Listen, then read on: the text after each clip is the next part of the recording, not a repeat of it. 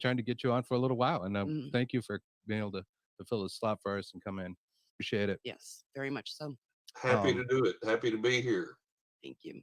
Couple interviews with you. You had a kind of a haunted childhood. Is that right? A very haunted childhood. We the, when we I did as was well. Do you want to tell us about that? Yeah, let's delve into that because that sets the stage for everything that follows in my life.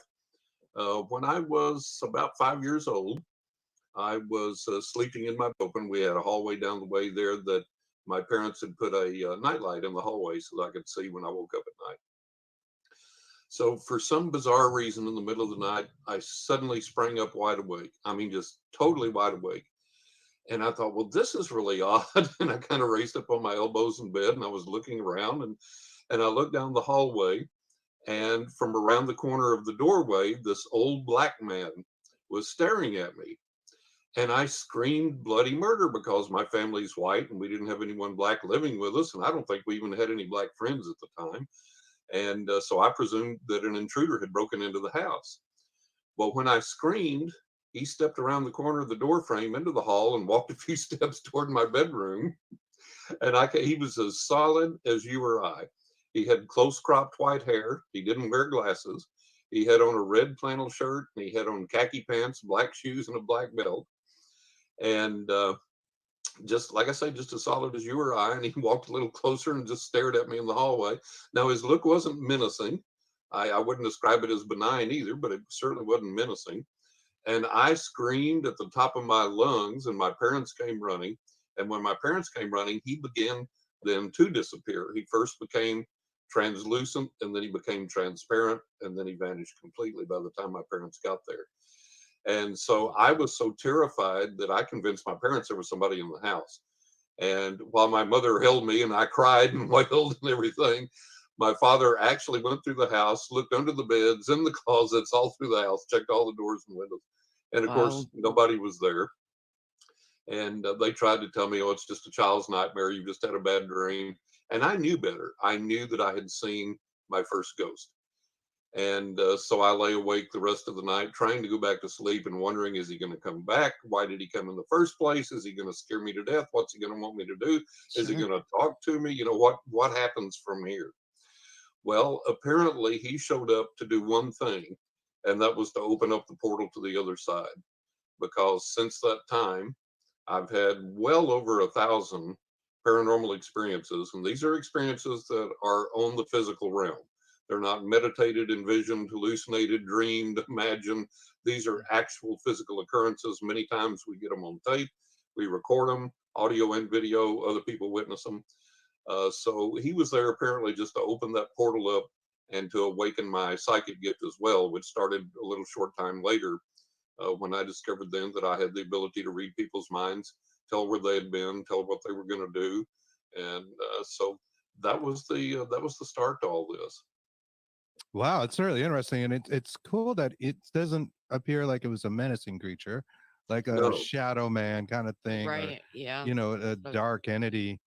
You were scared, but naturally you would be scared just because there was somebody in your home that didn't seem to belong didn't there, belong right? there. And Yeah, you were absolutely. 5, I think you said, 5 years old. Yeah, yeah, Yeah. Wow. and it wasn't a menacing a presence. I was scared because I was a kid, and I thought somebody broke into the home. And since that time, I have never been scared again of any paranormal experience I've had. I've been startled, as anybody is. If you're alone in the house, you know you're alone, and all the doors and windows are locked, and you turn around, somebody's standing there. You hmm go, oh, and then they disappear, and you go, oh, okay. So I've been startled, but I've never been scared again. And I think it was a great way, looking back in retrospect, it was a great way to open up that portal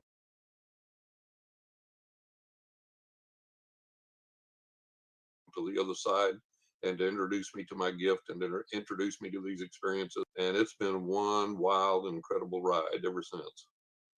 Wow. That's really you have had experiences with guardian angels, and how did they help you play a role? Many, many times. Um, I'll give you an incident from this is in the first book that I wrote, Writing with Ghost Angels and the Spirits of the Dead. And I was zooming down. I've been a biker since I was about 15 years old. and an avid biker. Like on my current bike, I've got almost 114,000 miles just on this bike alone. Wow. Yeah, a lot of riding, a lot of serious riding.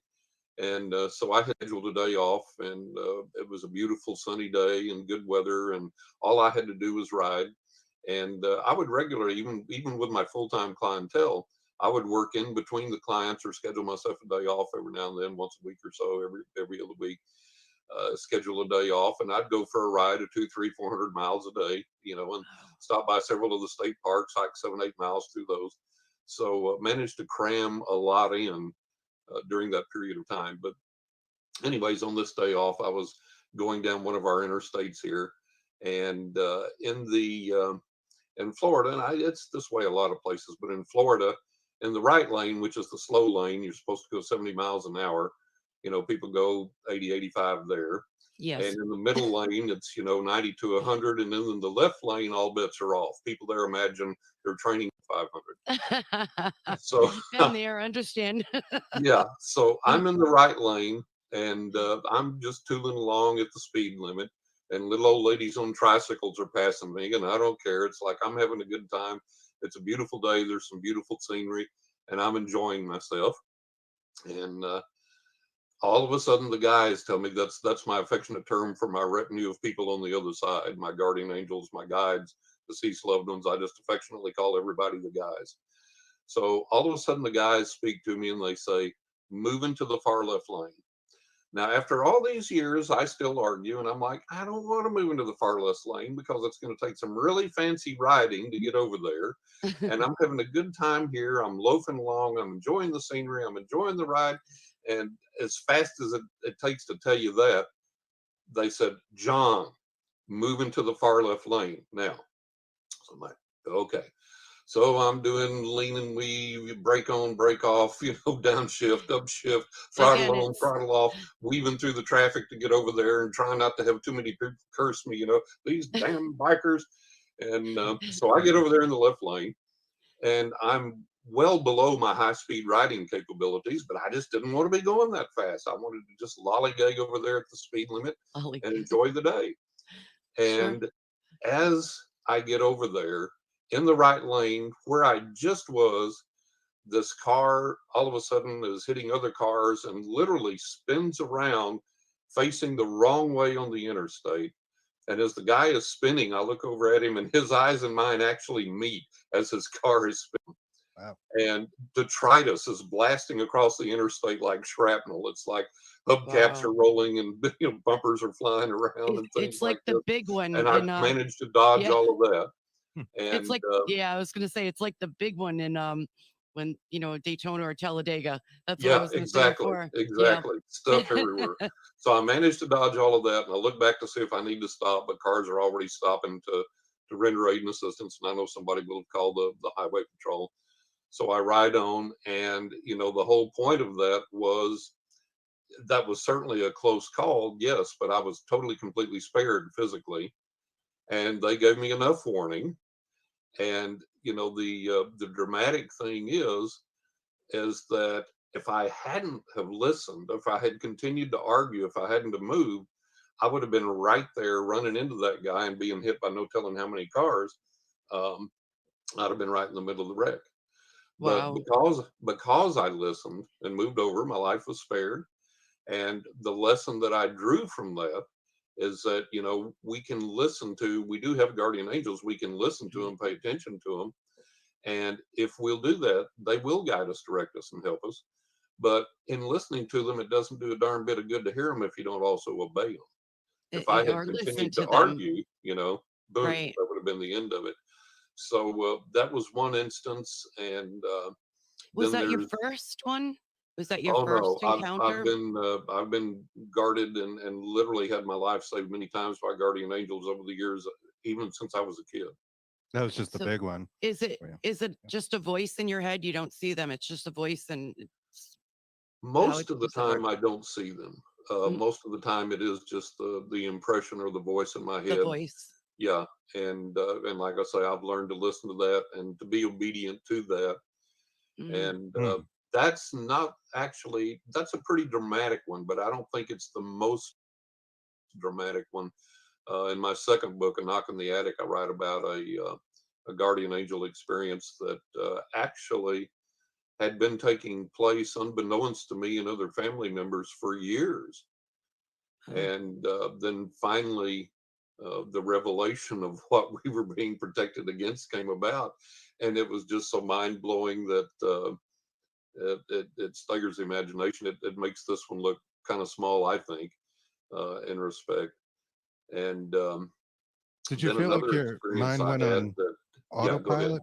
I'm sorry. Did it feel like your mind went on autopilot mm, when you were having that close encounter, or death was just so far away and meeting the eyes where you just kind of did you feel like everything was just working? You had listened, but I don't know, like it felt empowered to the way you drove and handled the bike.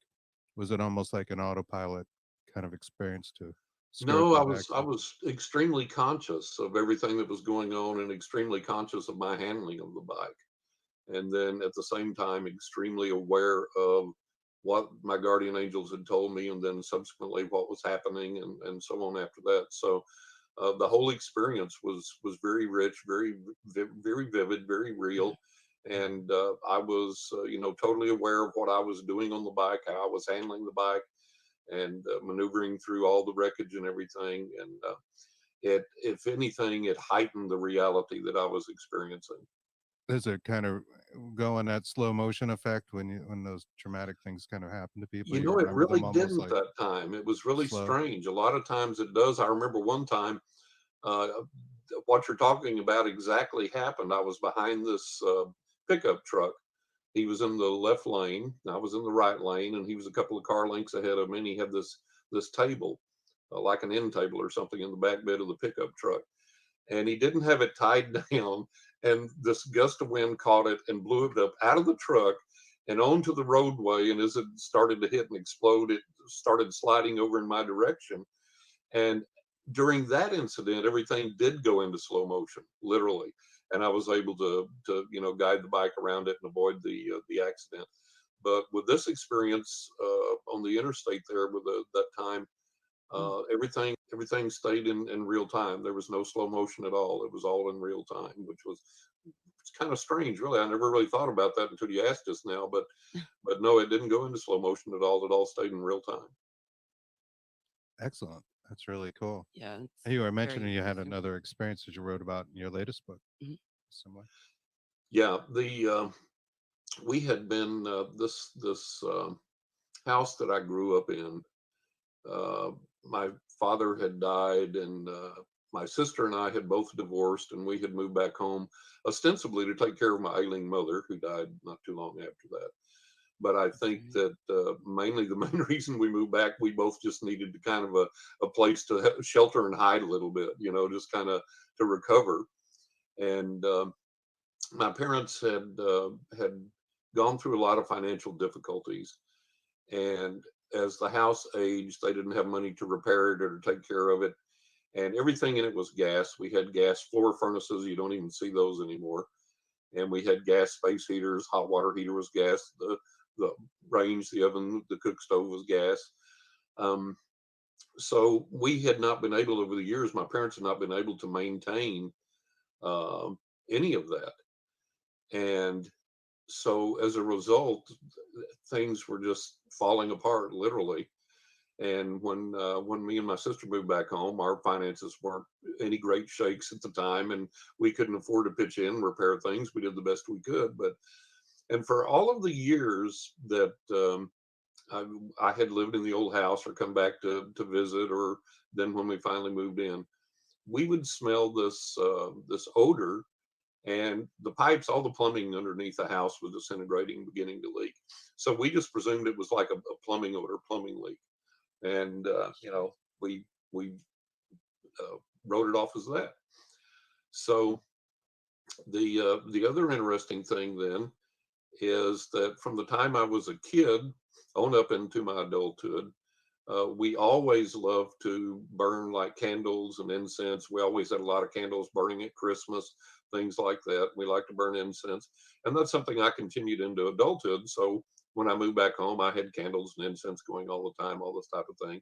And of course, all the open flames from the heaters cooking and all those type of things. We used to have dinner parties and have a lot of people over and cook a lot.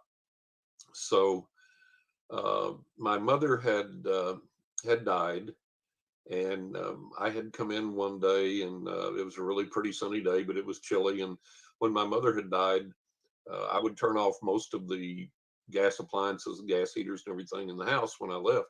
Then when I came home, I'd turn on just enough to warm up the house, then turn everything down or turn off what I didn't need. And my sister was still living there at the time, and so I had come in and sit down, and my bedroom windows faced the west where the sun was setting. And as it was setting, it was casting shadows on my bedspread through the tree branches. And I would see this kind of flickering over on my bedspread. I was sitting there in my recliner watching TV.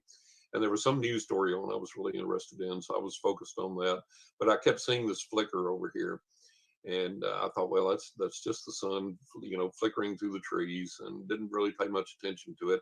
And then something happened that really got my attention. And so I looked over there, and I was absolutely horrified. There was this tongue of flame about 6 or 8 inches long, burning out in a tongue, a long tongue, like a little dagger, Oh my gosh. out of the inlet pipe in the heater in my bathroom, the wall heater in my bathroom. And I looked at that and I was like, oh my God. And it took me a second before I realized what was happening, before I could get up out of my chair. So I went over there and I looked, and there was this large hole that had somehow developed in the metal inlet pipe, the gas pipe into the heater. And now the heater was still going, right? It still lit, but this tongue of flame was shooting up out of the hole about 6, 8 inches into the air, just this long, straight tongue of flame. And I was like, Right. Wow. oh my God, the whole house is going to blow any second. Yeah. Yeah. So Yeah. That's not right. That's no, it's yeah. So I yeah. turned the heater off, and the grates, the everything there went out, but the tongue of flame continued to burn. So I ran and called the gas company emergency number and told them what was happening. I said, what do I do? They said, do you have a wrench? And I said, yes.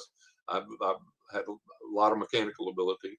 And so I always had tools. And they said, do you know where the gas meter is located? And I said, yeah. And they said, go turn it off right now. And Hurry. we're dispatching emergency crews as we speak. So I said, okay. So I went outside, turned the gas meter off, walked back inside, looked, half expecting the flame to still be burning for some reason. I don't know why, Yeah.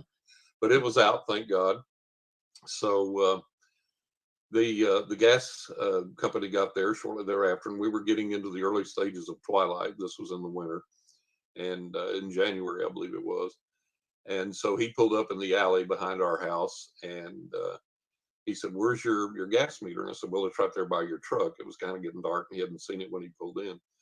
So, okay, and so he said, "Are you all right?" And I said, "Yeah." He said, "No fires in the house or anything?" I said, "No, thank God, everything's okay." So he took out this handheld gas meter, and he turned it on, and it immediately squealed and pegged the needle.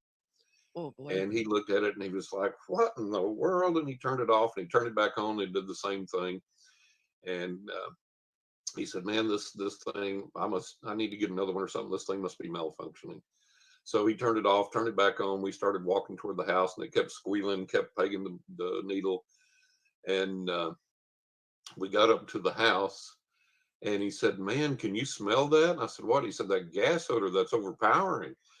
And so we went inside, and he turned the meter on, and the needle pegged, and it screamed. And he went, "Oh my God." He said, "The meter's not wrong." He said, "The alley's full of gas, the yard's full of gas, the house is full of gas." He said, "Get these doors and windows open now as fast as you can. I'll help." And so we started opening doors and windows to try and vent the house. And he went out on the front porch and started taking deep breaths. And he said, "Man, aren't you?" He said, "This is making me dizzy. Isn't it affecting you?" And I said, "Well, no, not really." And Wow. so we walked back in, and with all the doors and windows open we could open, several minutes later, he turned the meter on. It was still peaking. So the gas hadn't cleared out, and he said, "Man, there's something wrong here. I don't know what this is, but there's something really wrong here." So about this time, another emergency truck from the gas company had come up, pulled up behind him, and we all went outside. And he was explaining to the guy what had happened, and said, "Watch this." And he turned on the gas meter, and it squealed again, peaked again. And he said, "Well, how bad was the guy burned?" And he said, "Well, he wasn't. That's him right there." And the guy's like, "No, you're kidding me." He said, "Come here and I'll show you." So he went inside. He shows him the hole in the inlet pipe in the bathroom heater. And so they experiment some more. And in spite of the doors and windows being open, the meter's still pegging, still going off. And he said, "I can't believe that you use the phone, had an old landline phone, and that causes a spark when you use it, when you dial and Sure. everything." He Yeah. said, "I can't believe you used that, didn't blow sky high." And I said, "Oh, on top of that, we had one of those old button switches in the light switch in the dining room there that sparks. So you can see the spark when you push it. And I Oh, had used man. that to turn on the light before I had called." Oh, wow. So he says, I can't believe none of this. This is just crazy. This is just insane." And both of them told me, they said, "This is a Christmas miracle. It's late, but it's a Christmas miracle." They said, "This Sure. house should have been blown to kingdom come a long time ago. The Mm, neighborhood should have been reduced to rubble. I don't want to be gruesome, but y'all should have been dead a long time ago." He said, "This wow. is a Christmas miracle, literally." So he said, "What we have to do," he said, we'll pull the gas meter and cap everything off. We got to put a new meter in, and you'll have to call a plumber, and they'll have to come out and fix the lines, and we'll come reset the new meter and everything." So I said, "Okay." So the plumbers came out. The next day I came in, my sister came home, and oh, she called and she says, "Hey, you want Kentucky Fried Chicken for dinner?" And I said, "Yeah, that'd be great, because Mm, this is what's just happened. We ain't got nothing to cook with."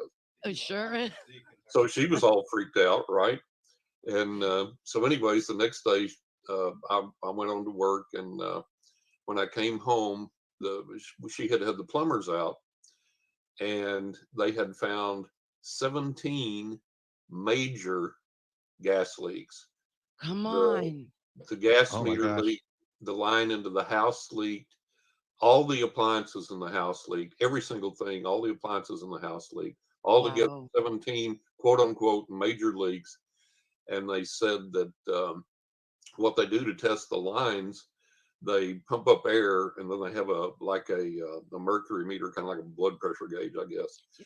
And then they open up the lines, let the air, that they've forced into it, let that go, and they see how fast that meter drops to see how bad the leaks are.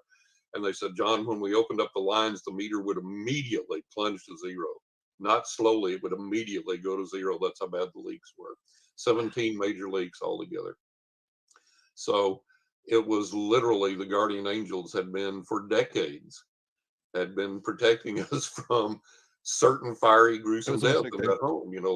like they Wow. repressed it, and that's why you were able to see it as this kind of like 8-inch, tongue of fire, as you described it. Right, It right, really should have been blown out in the room because it was gas in the room. exactly, Yeah. So exactly. they, yeah, contained it. Yeah, Wow. Wow. they saved me. They compressed it to where I could see it and see what was going on.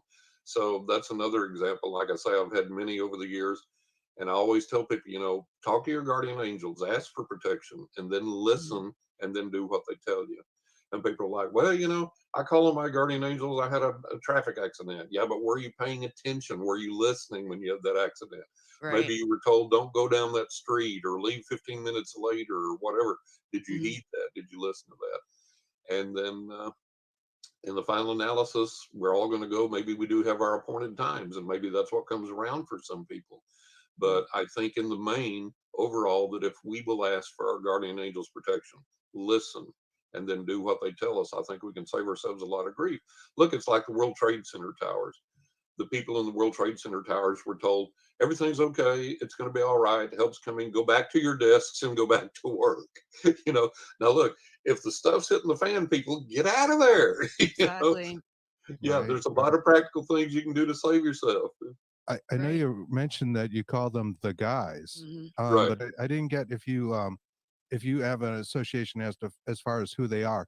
Yeah, some people consider their guardian angels to be things like actual angels, like Raphael, Michael, right, especially Michael, Gabriel, etc. Others give them an ancestral value. They feel like their guardian angels were past relatives, right. things of that nature.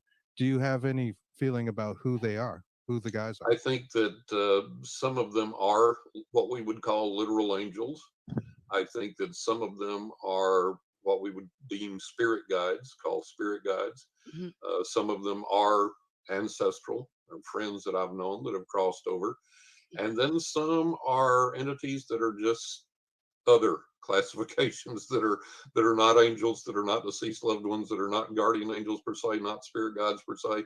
they're just they're their own thing, and that's Hmm. kind of hard to tap into and define what is, because they don't always tell me exactly who or what they are. They don't necessarily give me names. They can make me aware of their energies, of their presence, of kind of vaguely what they're like, and that's the other part of who's there, and that gets very interesting. I think there's some nature spirits there that are involved, that type of thing, Hmm. and like I say, other spirits that, who are they? What are they? We don't exactly know, and they kind of defy classification sometimes. Hmm. Right, I like agree. elementals or even Yeah, fairy like things. Yeah. right.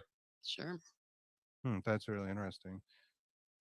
So you had all these experiences with the protective angels. How did you get involved with the paranormal from there, Well, the or investigating, I should say? and investigating, yeah.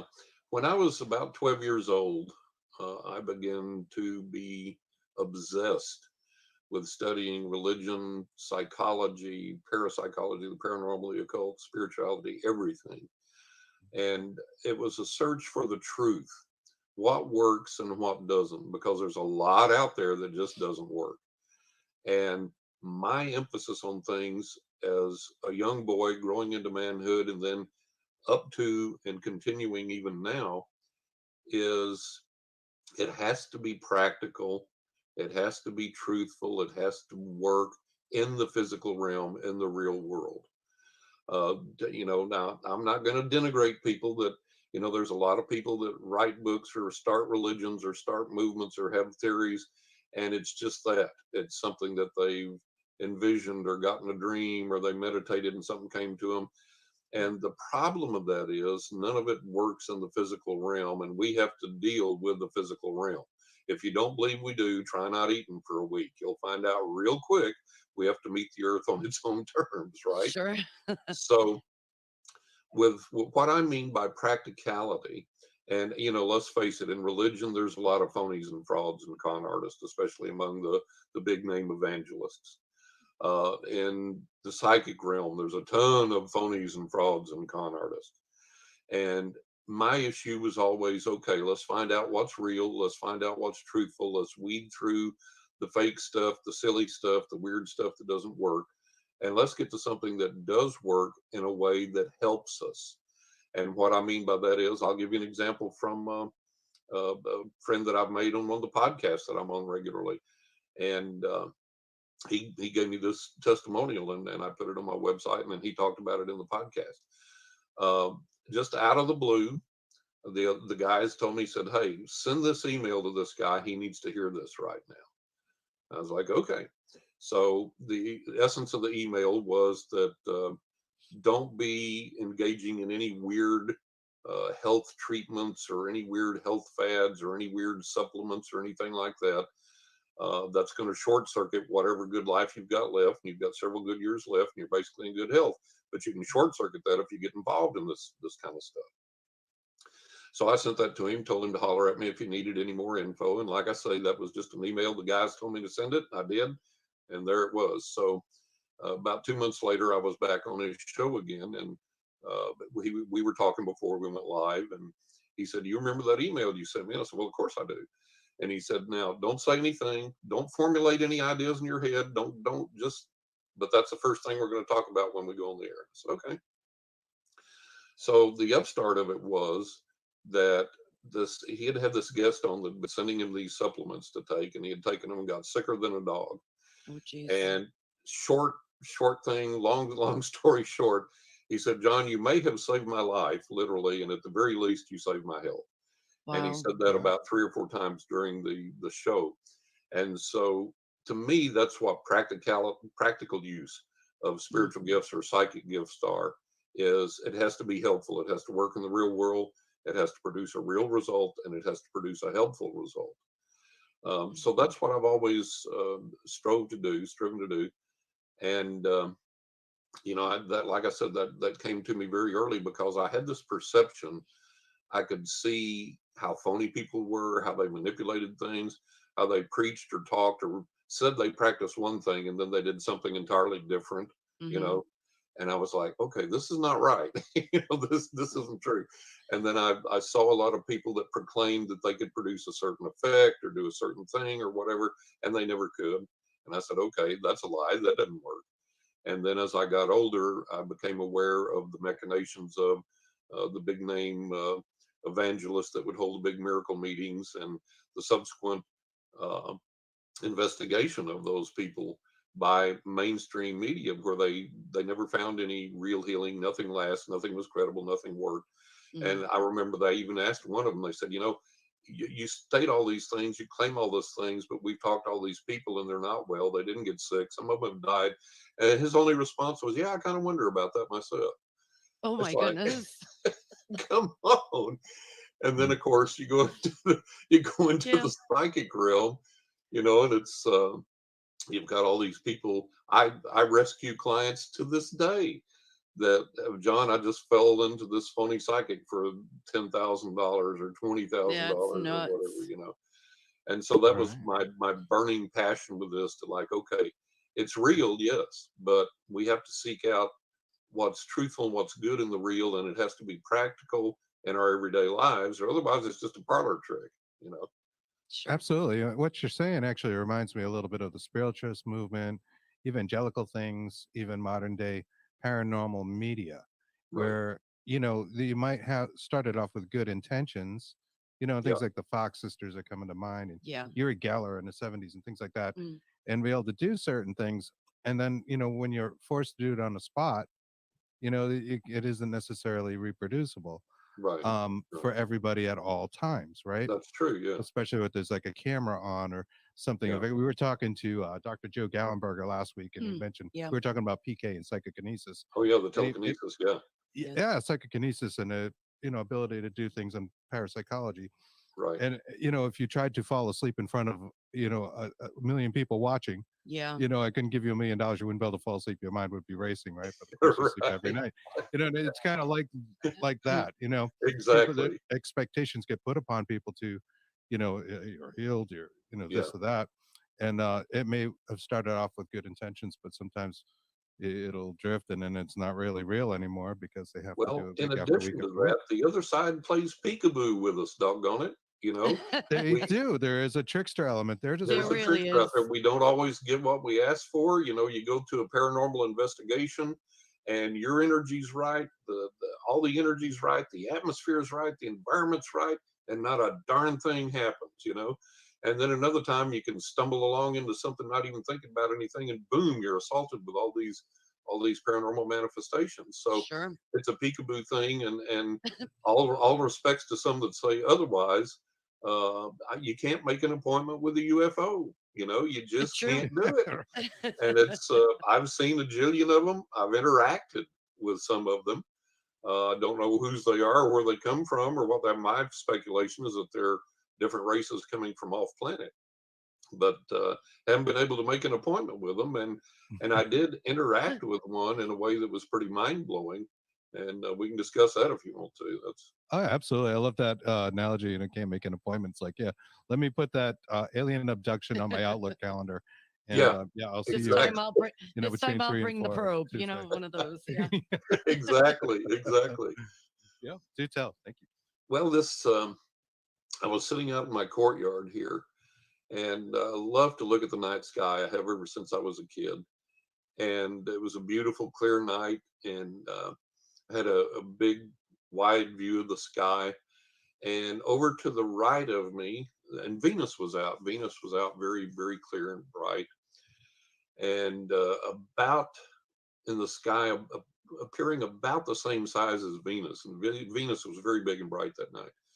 Came this orange orb floating along off over to my easterly direction, and kind of heading to the north. And I looked at that and I said, oh, look at that plane coming around. And then as I looked at it, there were no lights blinking. And then as I looked closer, it was this translucent orange orb. And I was like, oh, that's a Yeah. UFO. And so it came around, went kind of in a northerly direction, got right in front of me. And it was basically right, like right up here. I'm looking at it.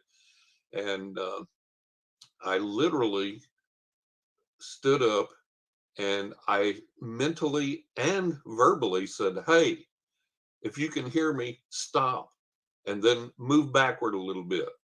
And lo and behold, the darn thing stopped, backed up in the sky a little bit, and then in less than a split second's time, shot up about the distance of where now it's real down low. It's like where the little we live close to an airport and the little Cessnas are flying around down here and everything. That's about where Sure. it's at. Well, in less than a split second time, it shoots up to where the big airliners are, where you can see them in the night sky at night. And it hovers there a little bit. And then in less than a split second time, it shot up into the stars and moved around there for just a little bit and then shot off into the heavens and disappeared. No sound, no sonic boom, no nothing. And I was just so gobsmacked. I sat back down and I was like, good Lord Almighty. And so the astonishing thing was, it scares me that anything's out there that can do that, that just totally goes outside of all laws of physics and everything Mhm. else. And then the fact that I could communicate with it and it would respond to me, but then wouldn't give me any more information than that. It's just, hey, we see you, we're gone out of here, and just blow my mind. Sure. Right. So that was not my first UFO experience. My first UFO experience, I didn't believe in UFOs. I was about, I guess, close to 20, and I had already had all this plethora of paranormal experiences, just mind blowing stuff, and was working as a psychic by then professionally, and just didn't believe in UFOs. I'd read the magazines, read the books, read the literature, seen the interviews, and it was like, no, no, no, don't believe it. Yeah, No, not for me. don't ring. So I was at this place I had left out, and I was didn't have a bike then. I had a car, and it was parked across the street in this parking lot, a narrow 2-lane street. I could step out the door and see my car over there in the parking lot. Didn't have far to walk to it. And so I stepped out the door, and this is back when I was living in West Texas, and you get all kinds of hideous weather, tornadoes. We're going to tip into a tornado alley, and you get all these thunderstorms and everything else. And the weather does weird things there. I've seen the sky turn green, and I've seen rain come down and hover a little bit and just kind of spin around before it dropped to the ground, all kinds of weird stuff. So I step out the door, and this blast of wind hits me in the face, and it's overcast. And I look around and say, oh, we must be about to have a thunderstorm or maybe even a tornado watch or whatever. So I think, well, I'll make a run for my car. And I look over in the parking lot where my car is. And coming down in a column from the clouds up above is this columnar cloud that's attached to the parking lot. And I'm looking at that and I'm thinking, okay, now in all my years in this kind of weather, this is something new I haven't seen before. So as I'm watching it and trying to figure out what to do, and it's kind of not rotating so much, it's just kind of undulating and kind of doing this thing. And as it's doing that, there are these globules of glowing light that come forth almost out of the cloud and then recede back into it. And they're all over doing it that way from top to bottom. Some of them are red, some of them are orange, yellow, green, purple. And the first thought that I had, Chris and Kristen, honest to God, was, okay, I've gone nuts. I've had a stroke. Something's happened to my Right. brain. I'm this young guy, and now my life is over. I'm crazy. What am I seeing here? Yeah. What am I seeing? I'm Does not sound hallucinating. This is natural. it. This is the end. I'm just gonna walk to, the guy with Yeah, the red with I'm the white just coat. just go to the hospital and check myself in. So I'm sitting there watching this thing, and I get this irrational urge to walk toward it. I said, well, this is really stupid. So I take about 2 or 3 steps toward it, and it moves toward me. And I stop, and it stops, and I back up, and it backs up. And I take a few more steps toward it, and it moves toward me, and I back up, and it backs up. So I'm sitting there looking at this thing, and another interesting thing I noticed, besides all the odd behavior and the glowing orbs coming out and receding, is down in the parking lot at the base of this thing, there's debris in the parking lot, papers, litter, paper cups, all that type of stuff. And it's not blowing anything around. Nothing's moving. Everything around the cloud is totally, completely still. And I said, okay. And about this time, the door whacks me in the back, and this buddy of mine comes out and goes, oh man, sorry, what are you doing standing so close to the door? And before I can even answer, he looks up the clouds and he goes, oh boy, looks like we're in for one. And then he looks across the parking lot and he goes, what in the world is that? I said, okay, I haven't gone crazy. He sees it too. So I said, watch this. And I walk toward it and it moves toward me, and I back up and it backs up, and I walk toward it, it moves toward me, and I back up and it backs up. I look over at him. I said, isn't that the weirdest thing you've ever seen? He looks at me like I'm the weirdest thing he's ever seen. He said, bye. And he runs down the alley. His car is the opposite way and he leaves. So I was like, okay, so here I am again alone with this thing. So about that time, it sucks back up into the clouds above and things begin to move over. And I'm like, okay, I run for my car, get in. I'm like, what in the world? So I pull out of the parking lot, and I know the town like the back of my hand. I know all the streets I'm on and everything. And cars are angle parked on the streets. I had angle parking there all the way up and down the streets. And we had a Sears Roebuck there in town, Sears Roebuck store, and they had a big parking lot in the back of the store. And they had one of the best sporting goods sections on the planet. I used to love to go in there and look at the sporting goods. So I pull out and it starts to rain. Now, this is not one of those everything's bigger in Texas stories, but I mean, in Texas, in 20 minutes, it can leave your yard standing in water, flood, underpasses, all that kind of thing. But this is like any rain I have ever seen before. I've never seen rain like this. It starts coming down so hard. I've got my wipers on high, I turn my lights on, and then it increases to the point that I literally cannot see 1 or 2 feet beyond the hood of my car. Wow. And I look over out my passenger window and I cannot see the cars that are angle parked on the side of the street. And I'm starting to panic because I'm like, damn, I'm going to hit somebody. Somebody's going to hit me. I'm going to sideswipe one of these cars. Yeah. And about that time, I see the glow of the traffic light through the rain and pick up this car's taillights in front of me. And I screech to a halt and avoid hitting him by a few inches. I think the car behind me avoided hitting me by a few inches. He was stopped there at the traffic light. And I'm like, this is insane. Well, I knew where the street was. It was a street that led to the back parking lot there at Sears. And I said, if I can make it around this corner without hitting somebody, without hitting one of these angle park cars and somebody hitting me, if Right. I can see the entrance to the parking lot, I'll just pull in there. And I don't care how wet I get. I'll just run in. I'll wait out the storm. I'll go down, look at Wait the it sporting out. goods. Yeah. So we're driving along like that, putting along, and we're going like a mile or two an hour. I mean, you can't see anything at all. The windshield wipers are doing absolutely no good. I have to stay within like a foot or 2 feet of the car's bumper and taillights in front of me to even see it. I have never been in rain like that in my life. And I'm driving along and I was holding onto the steering wheel and I leaned over to look out the passenger window to see if I could get any glimpse of the cars that were parallel parked at all or angle parked at all. And as I was leaned over in the seat like that, now keep in mind it's raining that hard. And 1 second later, it wasn't. It didn't clear off. It didn't slack off. It didn't start slowing off. It was just 1 second. You couldn't see 2 feet past the hood of the car. The next second, full visibility had returned. There wasn't even a mist hitting my windshield.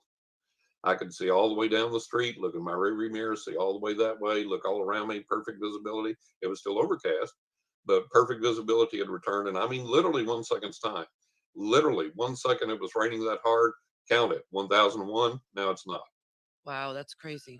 So I said, this is Almost, the most bizarre thing I've ever seen. So Yeah. yeah. Very about bizarre. this time, people in the oncoming lane of traffic started swerving over toward us, and people were honking their horns, people were jamming on their brakes, and people all of a sudden started jumping out of their cars and pointing up to the sky and rolling down their car windows and pointing up to the sky. And Oh I'm like, wow, what in the world? what So is going on? I look up Yeah. over the Sears building, and about 30 feet over the top of the Sears building is a silver metallic UFO hovering there over the Sears building, about 30 to 50 feet in diameter, just hovering there. And that's what everybody is. And I literally Pointing did out. a cartoon eye rub. I literally did a cartoon eye rub. And I look back up, and sure enough, there it sits, just hovering there. And that's what everybody had been honking, pointing at, and jumping out of their cars. So I thought, well, I'm going to get out and get a better look at this thing too. So I reached for my car door handle, and when I did, the clouds just started coming up behind the UFO, and it moved just barely, barely perceptibly, and the clouds covered it over. And the second that the clouds covered it over, the rain was back in full force again. Didn't start up again, it was just instantly back in full force. Wow. So this guy in front of me, I stayed on his tail, and he starts turning into the parking lot. And I said, I don't care if I hit this guy, the insurance will cover it. I'm going to talk to this guy because I still don't believe what I've seen, Right. in You spite need of all these other people seeing it clarification. before. Yeah, before I did. So I parked by him, and we're not even parked in parking spaces. We're just stopping the cars. You can't see nothing. And he jumps out and runs for the store. So I jump out and run for the store, and the rain hurts. It's coming down so hard. It literally hurts. And I shield my eyes and I run into the store. Well, the Sears had a vestibule there, and you stopped inside, and there was another double set of doors to go through into the store. And in the vestibule, there were stairs that went down to the basement. So he was stopped there on one of those mats you wipe your feet on, and he was just standing there. I remember he had his head hung down. He wore glasses. I didn't at the time.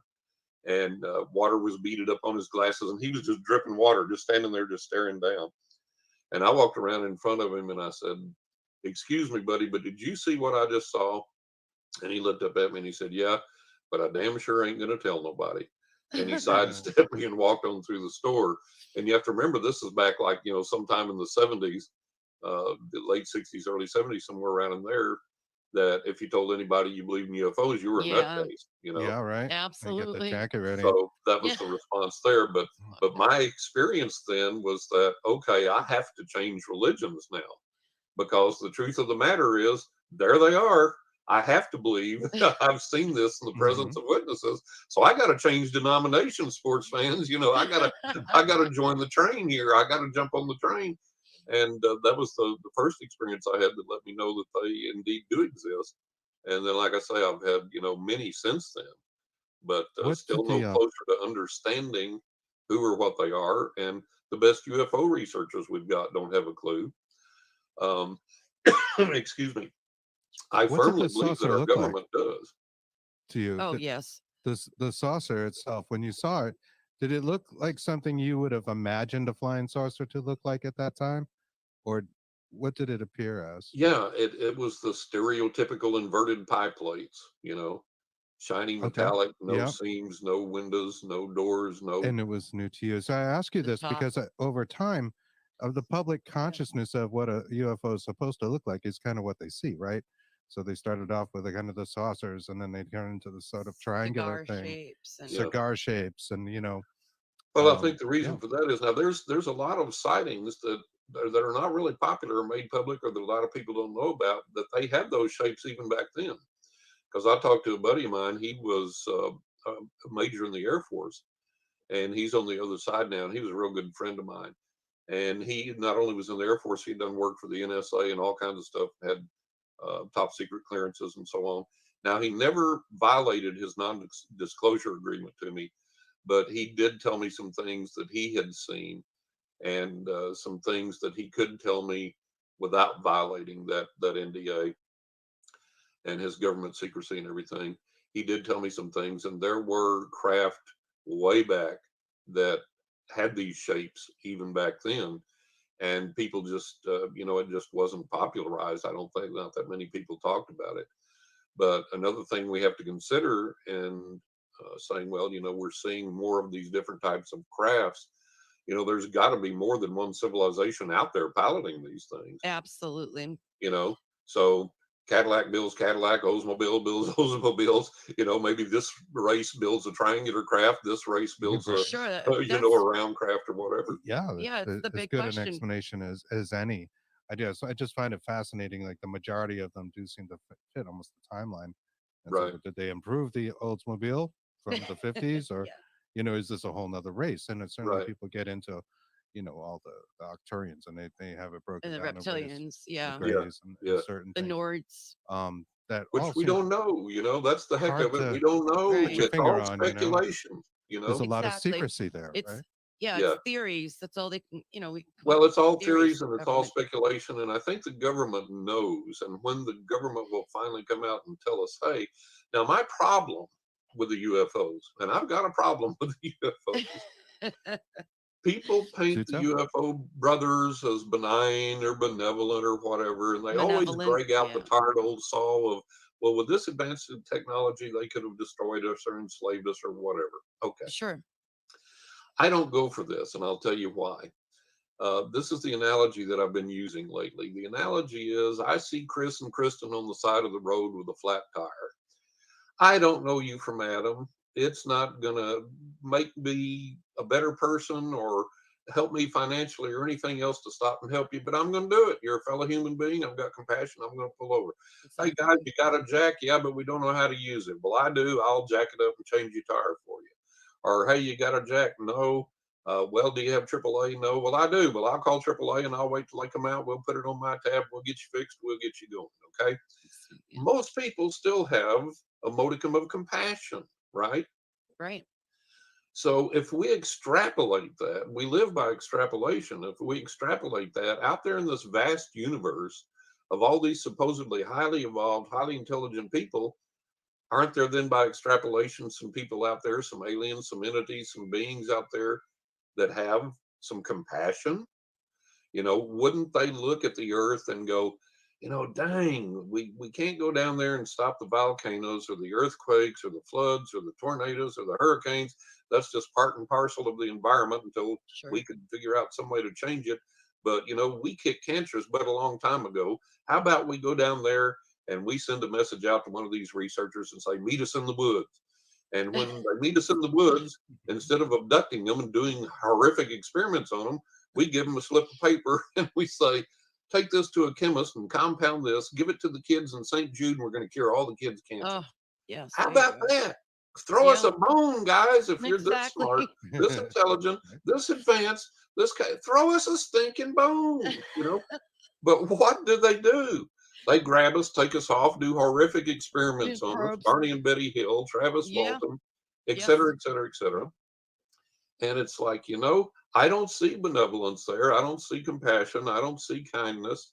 And so that's the thing that worries me about this whole shtick. No I believe denying that you. they're there, but they're not really making any kind of effort to help us out any. And Right. Right. then what I say too is, okay, they break rank, they come, they land on the White House lawn. Here they are. Hmm. Hoopla. All right. Now we still have Always the White issues. House lawn, Take mind me you. to Yeah, your leader. Always. Yeah. we It can't be anywhere else in the world. yeah, right. It can't be anywhere else. Got to be the White House lawn. Yeah. Couldn't be the Kremlin. Yeah. Right. Right. So here's the issue that we still have. Two big issues that we still have. Uh, you meet somebody and you don't know what kind of person they are. You take a while to get to know them. They may be a convincing liar, but they may be a manipulator, a thief, a drug addict, going to steal you blind, whatever. You take a while to get to know that person before you trust yourself to them. Well, guess what? These people reveal themselves. We're going to have that same interplay. It's going to be a while before we can know that we can trust them. How do we know that what they're telling us is right or the truth or whatever? We don't. It's going to Right. take that learning curve, that time to be able to interact and to trust. That's the first thing. And then the second thing is, and this is the biggest thing to me, it still doesn't answer the spiritual component. Somebody made them who? We still have that spiritual component to deal with. We still have that creator story to search for, because Hmm. all of this is made by somebody. And I know there's a lot of people, it's real popular to now to say, oh, the aliens made us. Great. Okay, fine. Who made them? you True. know, Exactly. there's It's a good there's that question. creation story, that creator that we still have to search for. So, man, Hmm. we got a long way to go here. And the disclosure, so called, the dribs and drabs of things that have been coming out are just, you know, Well, that's what I was just going to ask you. What do you think about the government now telling us that there are aliens and they do exist?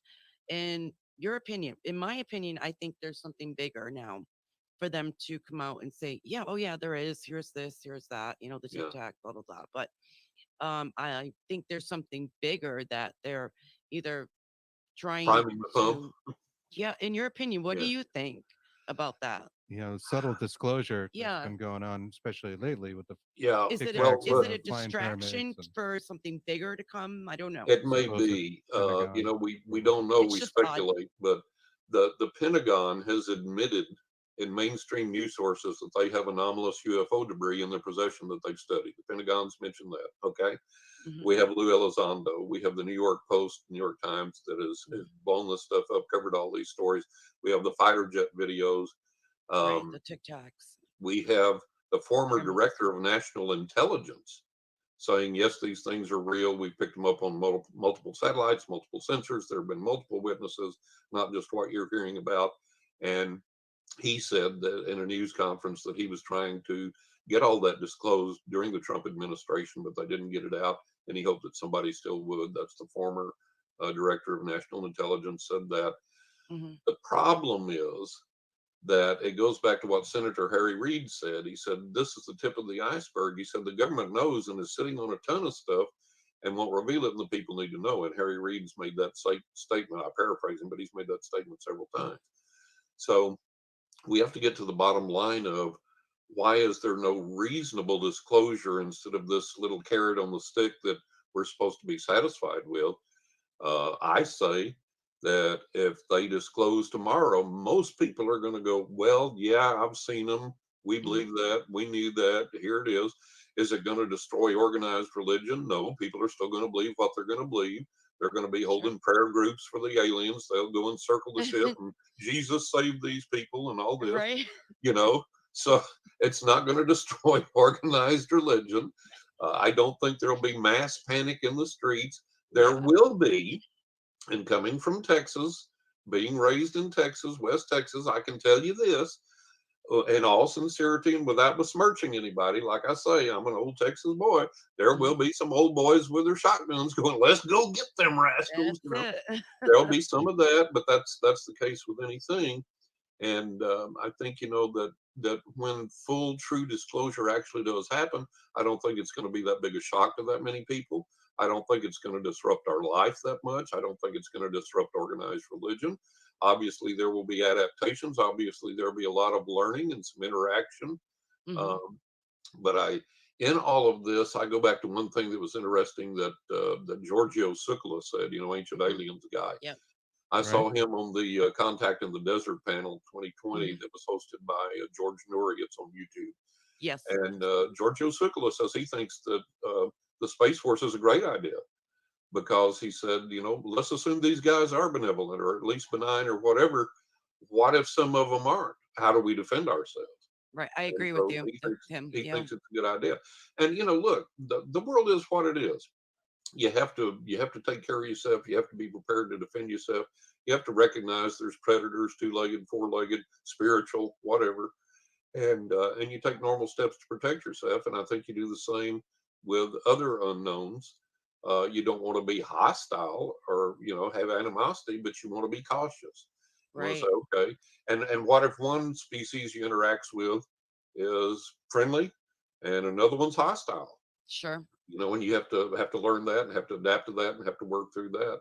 So Would it's some going to of be, them defend us, against those hostile ones? yeah, Malevolent you would ones? hope that would be the case, that there would be some intervention there that would be of help. So man, it's all out there in left field and it's all speculation, and we'll know when we know. Right. I was Right, just right. It certainly is a lot of speculation, but it is your feeling that when you see those photographs of, say, the flying pyramids and Mhm. the Tic Tacs, recent, times, Right. that they are absolutely extraterrestrial and not that of another government that's earthbound. That's my feeling, is that they are extraterrestrial. Yes, that they're directed by or piloted by extraterrestrial intelligences. Speaking of that, I think you had an experience in Roswell, New Mexico, the Yeah. museum. Could you please tell us about that? And that goes back to, It's all like cliche, it's like, yeah, right, but yeah. that goes back to the interaction with the problems with our government. Is I had gone, they had a deal called Alien Encounter 98, and Stanton Friedman lectured there, and a lot of other people, but I got to see Stanton Friedman lecture, and I was there giving readings, psychic readings. And so one morning before my day started, I went downtown to the Roswell UFO Museum, and I got there before it opened. So I was standing around on the sidewalk looking through the windows and everything. And this woman walked by. And for some bizarre reason, she stopped and we struck up a conversation. And she said, do you live here? I said, no. I said, as a matter of fact, I was born in Carlsbad, but hardly have ever been back to New Mexico. And my first time in Roswell. And she said, "Oh, is this your first time at the UFO museum?" And I said, "Yeah, this is." So it was I got to see it. I have to, since I'm here, it's a must see. Sure. And she asked me what I did, and I said, "Well, oddly enough, I'm a psychic." I said, "I'm here giving readings at Alien Encounter 98." She goes, "Oh, how interesting." So we get to talking, and she absolutely blows my hair back. She said, "When my brother and I were young, when we were kids, we were outside playing and we saw the craft come over and crash off over in the distance. And we could tell that it was in trouble. And she said it wasn't a plane, it wasn't a helicopter, it wasn't an experimental, aircraft, wasn't a weather balloon, whatever, wasn't military. It was a UFO. And we saw it crash over in the distance. And she said at that time in town, that there were government people and military people and people they didn't even know who were that would come to people and say, if you mention any of this, if you talk about any of this, you and your family's bones will be found out in the desert sand." Come on. Now, that's her Wow. quote to me. That's what she said. Oh, that's And about that time, she snapped her head up and down the street this way a couple of times and said, "I've said too much. I'm going to go. Bye." And wow. walked off. And that's how strong, after all those years, that her fear still was from this episode. So that gives you an idea of what happened to people, how they were threatened, and how they were treated during Sure. that time frame. And what she said was corroborated by a lot of people that that have been on documentaries and things. And they talked about how they were threatened, how they were told to shut up, and so on and so forth. Mm. So that was how they were dealt with. And a lot of the problem is, I'm always telling people, doggone it, come forth, speak, talk out, break that disclosure agreement if you have to. And, Sure. the problem is that you may not care about yourself. You may not fear for yourself, but then what about your family? You Exactly. don't want Yeah. anything to happen to your family. Sure. So that's the issue to deal with. But that was the mind blowing experience I had Yeah. there, and it was just Yeah, that's totally out of the really blue, strange. totally unexpected. And I was like, "Oh my God, how phenomenal, how incredible!" Right. Some people claim they receive gifts from the extraterrestrials that increase their psychic powers. Like Ted Owens comes to mind, and Uri Geller, and I believe you met Uri. Was that right? I've met Yuri. What was so funny, when I was a kid growing up in West Texas, we were poor, we didn't have anything, and we would study and read all these books. And when Uri's My Story came out, I read that and I was like, wow, here's this guy with the same gifts that I have, but he's getting rich and famous. He's doing all Yeah. this stuff, and I wish I could do that. And I never dreamed in a bajillion years that I would meet the guy when I was this kid growing up in West Texas. Well, many years later, I had moved to New York with my current wife now, and she was a New York native, and I lived up there with her for about 6.5 years in New York. And I don't even remember honestly how it happened, but for some reason, Uri and I began emailing. And we emailed about some very specific things. It wasn't just starstruck, oh gosh, it's great to meet you, and all this. We talked about very specific psychic matters and some other things. And we had a pretty good little email going there for a while. And then he was lecturing in Manhattan, and I found out, and I said, I told my wife, "Oh my God, we have to go. We've got to Yeah. go see him in person." And so we did. And she believes in the paranormal. She's encountered all these experiences with me since we've been together and seen these things happen.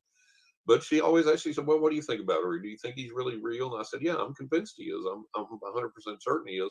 But I said, "I will absolutely know for sure if when we get there, if I can just touch him, if I can just pat him on the back, if I can just reach out, just, hey, how you doing?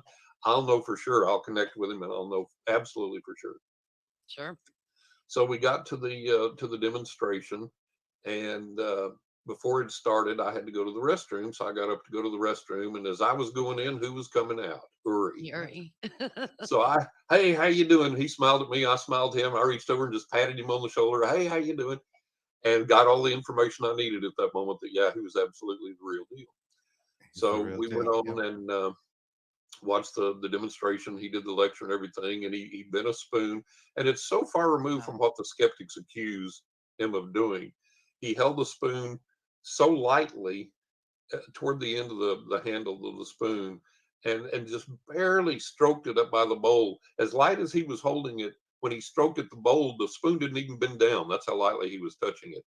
And it started to bend, and he pulled his finger up away from it and continued to go like this in the air, and the spoon continued to bend. And what made it really great was that a bunch of people in the audience got up and went, "Look, Uri, look!" And they had bought spoons that they had bent, right? Oh, wow. So we get through the end of the evening, and he's signing books, and I had a book that I wanted him to sign, so we're standing in line. And we get up there, and he smiles at me, and he looks up, and he stops, and he looks at me for a minute. He says, "Wait a minute, we know each other." And I just said, "Yeah." And he said, "We've emailed. Oh, you And we've remember? not just emailed, but we've also sent stuff snail mail to each other." And I said, "Yeah." And he said, "Not just ordinary stuff. We've talked about very, very specific things. We've gone back and forth on very specific issues." I said, "Yep, that's correct." And so, he knew who I was, and there was no way he could have known who I was. He'd never seen a picture of me even. And the tickets were all anonymous. There was no names on the tickets or anything like that. You didn't sign in, anything or anything like that. So he signed my book, and I, of course, still have it to this day. And then, so all these years later, when I wrote my two books, everybody tells you, get a celebrity endorsement. I'm like, who the heck do I know that I could ask for a celebrity endorsement? It was like, Uri. So I wrote to him and asked him, and bless his heart, he was kind enough to give me an endorsement for both my books. And Wow, that's Oh, really wow. nice of them. That's really cool. Yeah. yeah, and so coming from, poor old boy in West Texas, not only meeting Uri, but getting endorsement for the books that I wrote then, it was like, wow, that's a full circle moment. That was really amazing. Absolutely. I think he's Yeah, a fascinating individual, and he he is. just He's fell really under amazing. He's really a fascinating. lot of And criticism I've tried because to of his pick his fame. brain on the UFOs and the aliens, but he won't talk to me. He did a lot of other things too. He's mostly known for the spoon bending, but I guess he Right. was a dowser, and Mhm. his telepathy skills were really intense. Really And extraordinary. yeah, Yeah. yeah. And he's Um, done a lot of charity work too. Yes, Actually, one of our guests was telling us that recently. yes. Yeah, yeah, fascinating guy. People he should look is. him up. He is. Some it's crickets. Oh yeah, we had a moment of silence, so we got to do our cricket. There we Uh go. oh, All right. that's our fault. That's our moment of silence. You're a moment of silence. Uh, Um, I think, yeah, there was another thing we wanted to get into, and I think that was the doppelganger phenomena. Yes. Everybody's kind of been told at some point in their life, like, "Hey, you look just like this other person," Mhm. right. down to the T. I thought you were someone else, and they must be your doppelganger. Right. Yeah, I've had an experience with several doppelgangers, several that, but what made this different was usually people report that they're out somewhere, they see someone that, "Oh, you're a dead ringer for my best friend," or whatever. And my experiences occurred when I knew where the other person was at. Like one time, I saw the doppelganger of my mother walking across our front porch, and she said, "Good morning." And I jumped out of my skin, looked over, she was sitting at the dining room table. And so it was like, okay, but I saw her doppelganger out there. I've Wow. seen several, but the most amazing to me, I was dating this gal that was a very flashy gal, had a very unique appearance, and had a unique car and unique decorations in the car, so that she could find her. The main purpose of that was so she could find her car in a parking lot real easy. If she'd see the items in the car, oh, there I am. So one morning I was out, I was driving one way, and I see her car coming and her coming in the other direction, and we're in the lane side by side going opposite directions. And I look at her and I said, "This is absolutely beyond a shadow of a doubt her." And as she gets closer, I see her and it's her. And there's no question it's her. There's no question it's her car. There's no question it's her unique decorations in the car. And so I start honking at her and waving at her. And she's just staring straight ahead with the oddest expression on her face that I have ever seen on any human being as long as I've lived. And I continued to honk and wave, and she never looked over. She just drove on, staring straight ahead with an Like, odd who expression. is this?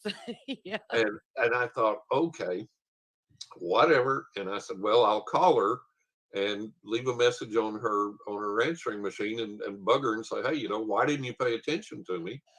So I immediately grabbed the phone, and as I'm watching her car recede in the rearview mirror, I dial her home number, and she picks up.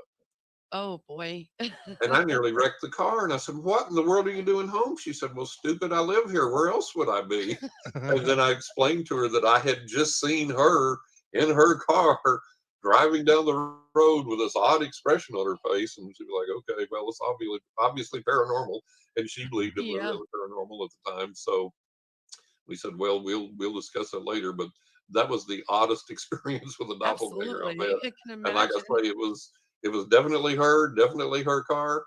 But when I called, she was at the house. So So it wasn't just her, it was actually the car, it was things in the car, it was everything, everything. the whole nine That yards is worth. Yeah, the whole 9 yards crazy. worth. Wow. Incredible. Just really Yeah, bizarre. Fascinating. Really strange. very strange. Very strange. Some things affect me more than others. Some things are like, yeah, okay.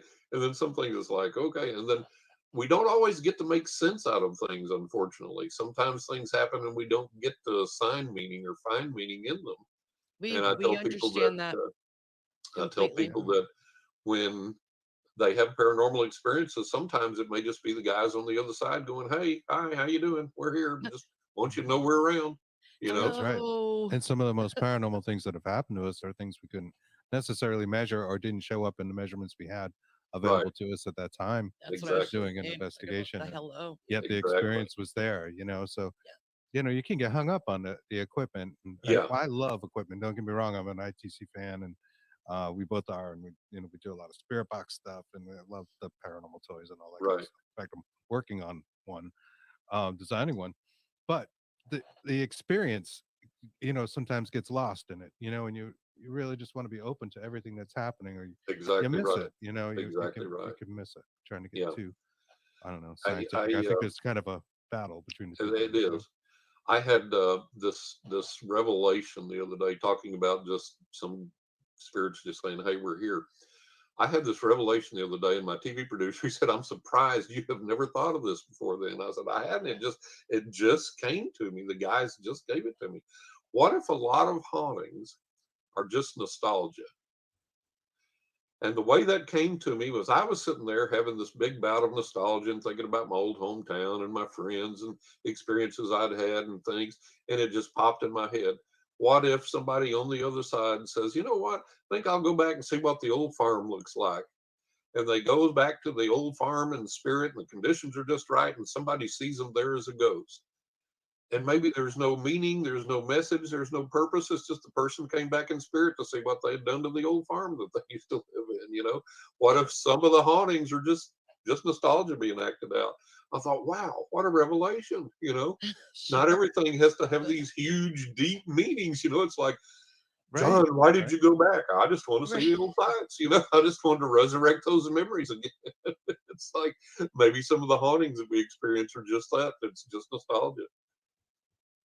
What was it like for you filming a TV pilot for the History Channel? Oh my God, that was incredible. That was just really phenomenal. And Can't imagine. unfortunately, it didn't air.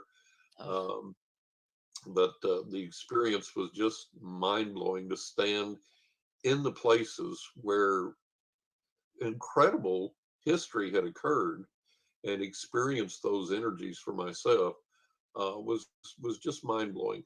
And what made it really great for me is I'm a horrible, horrible student of history. Literally in junior high and high school, I was the guy that was writing dates on his palm and ink to try and pass the test. So I knew nothing about it. What I knew about the Lincoln assassination was Booth killed Lincoln. Period. That's all I that's knew. it. Yeah, that was it. And so I was the ideal candidate for this because any information I got had to come from my psychic gift. I couldn't have known it otherwise. So we went to all these marvelous places. We went to Ford's Theater. We went to the Peterson House across the street, where Lincoln was taken after he was shot and where he died the following morning. We went to the Mud House where Booth had gone for treatment of his leg and all that. And Mm. then we went to the barn that used to be a tobacco farm where Booth was hiding out with the other guy and met his demise. And just absolutely phenomenal, just incredible to feel and relive those experiences and those energies. And one of the neatest things for me was that there were things that were accepted history and stated as accepted history that I came in and said, no, that's not right. It happened this way. Yeah. And then through research, through the connections that the production companies had and the History Channel had and all the people involved, through subsequent research, we were able to validate that, yeah, sure enough, I was right. And the way it was recorded was wrong. And one example of that I write about in the book, the first time I've ever written about the shooting the pilots in the new book, A Knock in the Attic. And the first time I've ever written about that. And one of the great things in there was there's a museum below the Ford Theater, and they have a door there, and it's like John Wilkes Booth drilled a hole in this door so he could look in on Lincoln, see was the opportune time to burst through the door and shoot him was, right? Wow. And I looked at that and I said, no, that's not right. Booth didn't drill that hole. I said, he had the hole drilled by somebody that worked in the theater that wouldn't arouse suspicion, but Booth did not drill this hole. He had it done. And sure enough, they did a ton of research afterwards and found out that I was right. There was a Wow. carpenter in the theater that had drilled the hole, and not even directly connected to Booth. And supposedly so that Lincoln's bodyguard could look through the hole and keep an eye on him. Well, since Booth burst in and shot him, that brings up the question, where was the bodyguard? The Yeah. bodyguard's supposed to be keeping people Right? out of the Exactly. Yeah. presidential box. Where was he? Mhm. So Oh maybe he God, was in yeah. on it. But I picked up that there was a lot of people that were involved in the plot, that it went deeper than anybody imagined. And one of the Lincoln historians told us, he said, yeah, he said Booth's finger pulled the trigger, but there were a lot of hands on the gun. So there was a lot of interesting things that we were able to find out, and we got a lot of paranormal manifestations. We got, I think we may have been, and other people do it now all the time, but I think we may have been the very first to film with a FLIR camera, forward-looking infrared radiation. I think we were Wow. the very first to do that. And FLIR shows up, heat is white and cold is black. And so we were in the Mudd house, and I said, Mrs. Mudd's here, her spirit's here, and she's walking toward me. And I said, she's walking through me. I feel her passing through me, and she's coming out the other side. And as I said that on the FLIR camera in black, which indicates cold, there were these period era looking shoe prints, sole prints, woman size, walking across the floor and walking through me and out the other side. And we got that on the FLIR. Wow. Yeah. Wow, that's So really we had cool. That, a lot of neat paranormal things happen, a lot that we captured. And one of the really neat things that I discovered was that for me, a place can be renovated, repainted, restructured, replica items bought in. It doesn't matter. I can still pick up on what was there and read it just like it the was, past. still the same or whatever. We went to, this was something I didn't even know. Um, the the barn was at the top of the hill from the restaurant. In Okay. Port Royal, Yeah, it's a Virginia. comment from Anne Marie Young. She mentioned that the barn at the top of the hill from a restaurant I worked at. Yeah, in Port Royal, Virginia. Yeah, Wow. kind of cool. That's So She's awesome. yeah, so it was one of the camera crew just told me just here a while back, because I was getting everybody's permissions to use them in the new book, their name in the new book. Mhm. And he told me, he said that when we were filming at the Peterson house, he asked one of the docents there, one of the guards there, he said, look, we got one shot to get this. He said, what do I need to focus on? What do I need to film that's really important in here? And the guard said, it doesn't matter. It's mostly recreations and replicas anyways. And I didn't even know that until right. I just talked to him here recently, and he told me that. But to me, it made absolutely no difference, because the energy is still there in its Still pure form. remains. Do you think it exists on like an astral level? And Mm. I think it does. Yeah, I think it resides there, remains there, and you can tap into that and connect with it. And for me, it was just like the day it happened. And you could tear everything out of there, repaint it, and do something else to it. It's still going to feel the same way. That energy doesn't go away. That Sure. energy doesn't leave. sure, Yeah, that's true. A lot of like museum type houses, and Hmm. classic Historical. historical homes. Yeah, you right. go in there and there'll be a lot of antique furniture, but it's not actually the furniture that the where That was the really event there. happened Right, was really Right. there. Might have been right, donated, things like that, and they make it everything look to the period. right. Yeah, And I think sometimes those new pieces or replacement pieces may actually absorb some of the energy that was there from the original piece sure. and kind of take Yeah. that on and you know, kind of become part of that. Right. Just sort of Right. like bringing an accent to Lizzie Borden's Yeah, bed and breakfast there you scene. Yeah. go. There you go. And then that axe Might want to absorbs be that careful of that energy. axe when you leave. Yeah. Right. Exactly right. Put it in a safe Exactly right. spot. Yeah. Um, I think there was a mention too of investigating up in our way in the Northeast. We live in New England and Massachusetts, Rhode Island area. Did you investigate some haunted stables up this way? In a state other than New York, and Oh, the it's New owners York. of the stable asked me to not disclose the location, but yeah, there was a haunted horse barn, and they asked me to come, and their main concern was, are we in danger? Are the horses in danger? That was their main issue. And so I went to investigate this thing, and I could reassure them. I said, no, you're not in danger, and the horses are not in danger. These spirits are not going to harm anybody. But they were extremely, incredibly active there. And one of What the was funny going on? things was they had an experience where the entire length of the barn, this wind would start rip through the barn, stirring up dust, stirring up hay, blowing things, Wow. and out the other end of the barn. And it would happen when there was not a speck of wind outside, when there was no wind at all. So the very first thing that happened when we got there and started walking through the barn, and this was still daylight, here came that wind, and it roared from one end of the barn to the other and almost blew my cap off my head. It was so strong. And Wow. there was not a speck of wind outside. There was not a leaf stirring on a tree as far as the eye could see. And then it happened one more time later that night. Stayed there later in the evening to do the continue the investigation. And we had the barn closed up. They closed both big doors at the end of the barn, so it was entirely closed up. And with it closed up, the wind roared through from one end to the other again, stirring stuff up. So Wow. all these types of things, they were just in a panic there. They were like, "Is this thing going to hurt us? Is it going to get us? Is it going to get the horses?" I said, "No." I said, I was able to discern some of the spirits that were there and some of the things that were going on, and tell them how to interact with that and what to do. And I said, oddly enough, I said a lot of times these spirits just linger in a place. They visit for whatever reason. They hang around.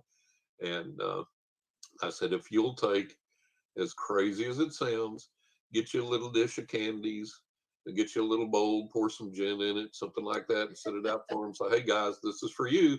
I Yeah. said, you'll find out that it appeases them. A lot of this stuff slows down. And I don't know what it is about gin, but a lot of spirits seem to have an affinity for gin. And I Hmm. tell people that, and I use it in a lot of my offerings and things that I do. And I have seen all kinds of incredible physical results with it. And what first Wow. cottoned me to that was that Certainly. I was Yeah. watching a Yeah. documentary on TV, and there was a volcano that had erupted, and here all the lava is flowing towards these people's houses. And this guy had a house that was kind of out in the middle of nowhere, but it was in the path of the lava. The lava is like this wide river, right? And so he said, I will honor Pele. I will take and put these bottles of booze at each corner of my property and honor the goddess Pele, and she will spare my home. Now, this is a scientific documentary, right? And here comes this river of lava, and it hits the front of his property where those bottles of booze are, splits in half, Come goes on. down the That's side of awesome. his house, Wow. and joins back up in the back and leaves his house and his property untouched. That's Now, there are insane. scientists Yeah. in this documentary, and they're going, we have no clue.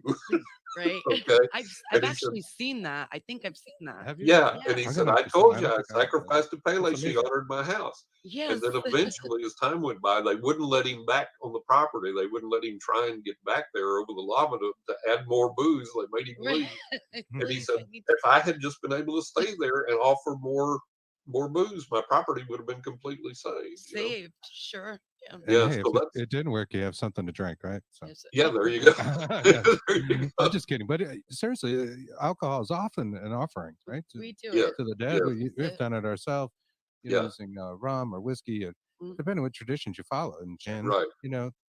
very interesting. Yeah, it But is. It is. I don't know if it's like the idea that they wanted to experience, they enjoyed it in life, and want to experience it Yeah.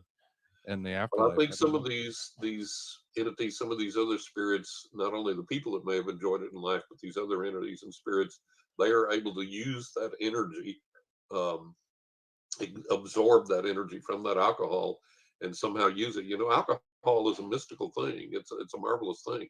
You look at the whiskey. Whiskey was called the water of life, and in Scotland and in Ireland. The reason it was called the water of life, if you were doing poorly and you were on your sick bed and you just weren't getting well, they'd give you whiskey and it stimulated your appetite. That's why you get hungry when you drink whiskey. I know I'm a big bourbon drinker, and it stimulates your appetite. You would eat, you would recover. The alcohol was good for your system.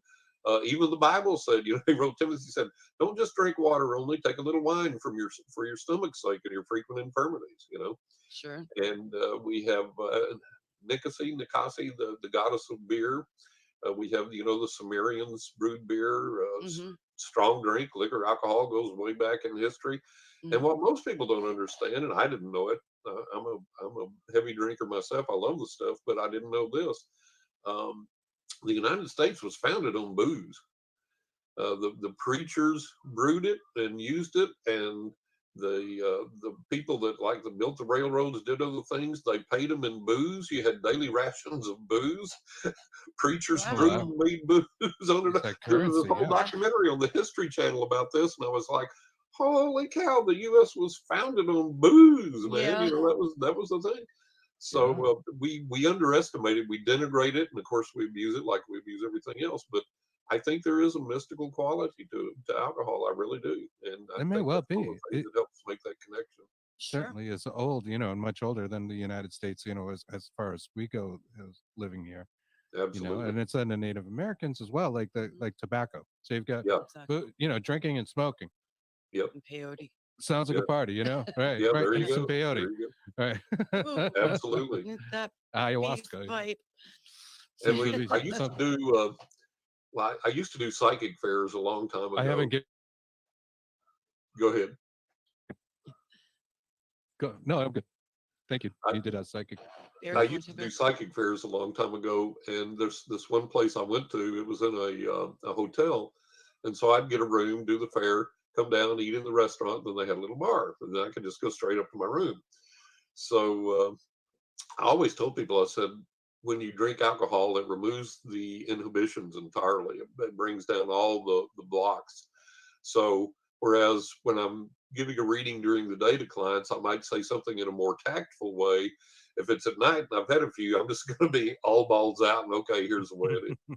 So we went to me and this one other psychic that I knew there. We went to the bar, and the bartender came over and was making small talk with us. And he said, "What do y'all do?" And he said, "Oh, we're psychics. We're with the psychic fair." And he goes, "Oh, really?" He said, "That's cool, but I don't know if I believe in that." I said, "Well, let's make him a believer." And the other guy said, "Okay." So we'd had a few by then. We just started reading for this guy, just all out.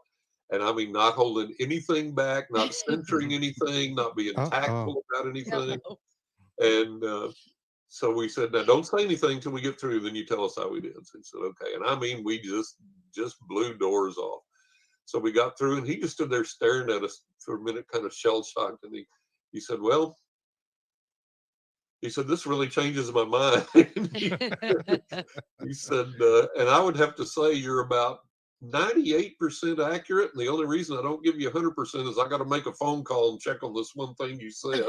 Oh my And he God. did. And he made the phone call, and he came back and he said, "Okay, you've been 100% accurate." Awesome. But that's I mean, we great. were just, That is That's great. that is Before we yeah, put awesome. the comment up, I'd like to ask you, do you feel that alcohol um, inhibits your gift, Or no, it enhances it. releases it. enhance it? It enhances it. Yeah. It It's like I does. say, it takes all the tactful walls down. It takes Mm. all Yeah. Yeah, yeah. this is kind of a mixed debate. Like a lot of people Yeah. do say it helps, but we also wonder if you get too far Yeah. and start to work against you. No, it never has. Yeah, it never has. So, but I have a unique family constitution too. Have I ever come across a spirit that isn't very nice? Yeah, it's Hey, coming from Maria. our Anne Marie Young. Um, We mentioned some nice spirits. Have you come across some negative entities? Obviously, if you extrapolate again from the world, you look at the world, there's bad people, there's evil people. So that has to exist in the spiritual realm. And when evil people die, that was become good or whatever. So obviously that has to be there. I don't encounter that often. I've never encountered the Hollywood version of The Exorcist. I've never found the typical demon or possession or whatever. I have never encountered that in all of the years that I've done this. Mm. That's not to say obviously that evil doesn't exist, but I haven't encountered spirits that I would personally say had malevolent intent. Uh, Frequently, if ever, and I'll give you an example. I think there's a lot of misinterpretation out there. One thing, and a lot of this has to do with the way we're raised, especially if you were raised Christian. Mhm. Anything supernatural got to be of the devil It's good. automatically. There it is. Demonic. Write it off. It's Exactly. satanic. So I Mhm. think there's a lot of misinterpretation there. Mhm. Right. The other thing is, I had a lady one time when I was shooting the pilot. This lady, one of the ladies that worked there, said, "Oh, when you get a break in filming, I've got to talk to you. I've got to talk to you." I said, "Okay." So we got off, and she said, "This ghost tried to kill me." I said, "No, ghost tried to kill you." She said, "Yes, this ghost tried to kill me." I said, "What happened?" She said, "I was in my kitchen, and from the cupboard across the room, it threw a plate into the wall next to me. The plate shattered. The ghost tried to kill me."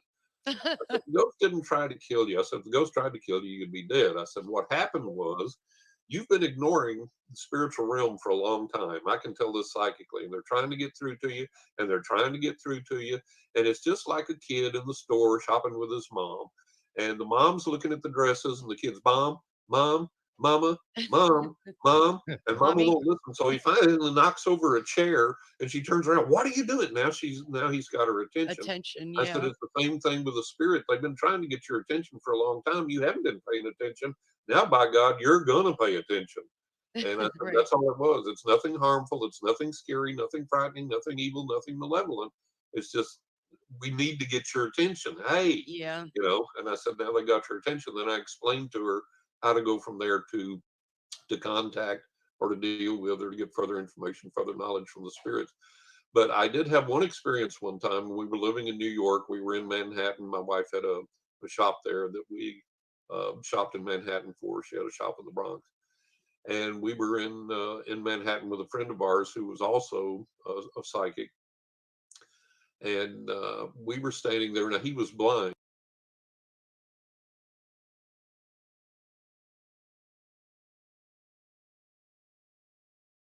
and we were all standing there at a corner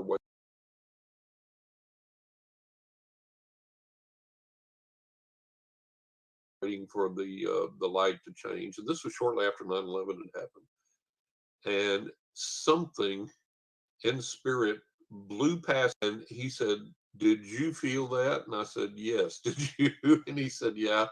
And he said, "What was it?" And I said, "Something malevolent going somewhere to do no good." And he said, "That's exactly what I picked up." So yeah, My God. they are, but you don't encounter them that often. I haven't encountered them that often. And I believe that if we take normal, sensible spiritual steps, there's a lot of techniques people can learn to protect themselves when they interact with the spiritual realm, and to protect themselves normally. I believe if you do that, you're okay. I don't believe that there's a demon behind every bush going to get you. No. And No, it's going back often to the, popularized in yeah, Hollywood and yeah, certainly Pe- TV exactly. media. People But I will tell you a confuse. funny incident, and Yeah. this goes back to the misinterpretation thing. I had a client Sure. call me one time, and she said, "You got to help me get rid of this ghost." And I said, "Okay, let's talk about this, find out what's going on." Well, she had watched Sylvia Brown on TV when Sylvia was still alive, was on the Montel show. Mhm. So Sylvia had said, "Oh, you can ask for your very own ghost and ask for a ghost to come to you." And so the lady said, "That sounds like fun. I think I will." So she said, "I asked for a ghost to show up at my house, and it did. And it scared the life out of me. And now I can't get rid of it. And I moved trying to get rid of it, and it followed me."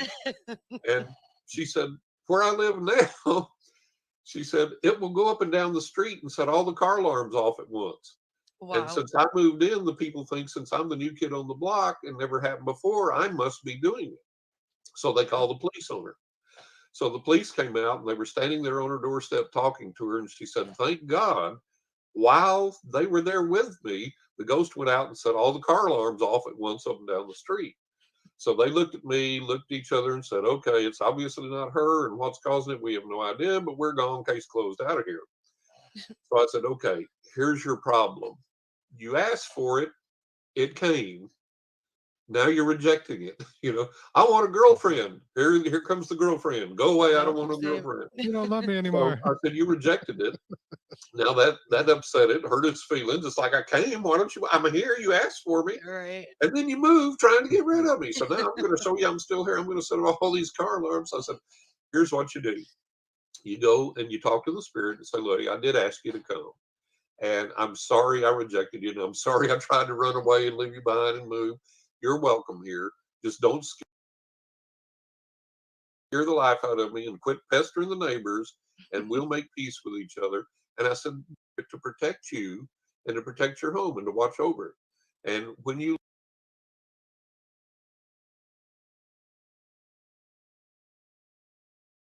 leave, say, I've got to leave. You're not coming with me. If you're going to stay in the house, watch over the house. Don't let anybody break in. Don't let anything bad happen.